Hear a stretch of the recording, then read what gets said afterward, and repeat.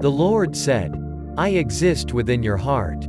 He did not state, "I exist within the Scriptures."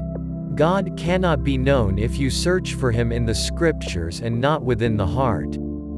Even the Scriptures don't say that God exists in the Scriptures.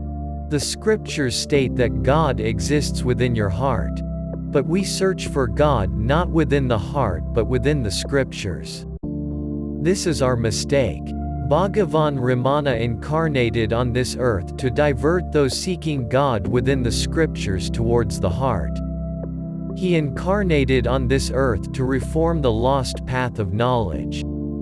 If you search for the thing in the place where it is lost, you will find it at least in the next birth, if not in this birth.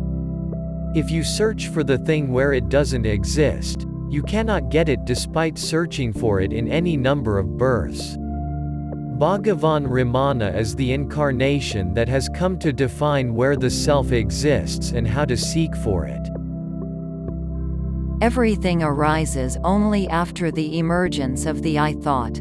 You are not trying to know about this first thought called, I thought. This is only delusion. The goal is not merely to show you a visible God. The goal is to take all the jivas to God's level of supreme consciousness and enable them to experience the bliss and peace as God experiences them. Bhagavan Ramana is the Mahaguru and Maharishi who has come to awaken you to that state. When he preached sage Narada in the form of Sanath Kumara, he preached a little about the I. Again, in this incarnation of Ramana Maharishi, he preached about the I in detail. Jnanis like Bhagavan don't come to argue with us, but they descend upon earth only to preach to us and thereby bestow liberation. There was only one reason for Bhagavan descending onto this earth. Everyone was limited to scriptural knowledge. No one possessed the experiential knowledge about the self.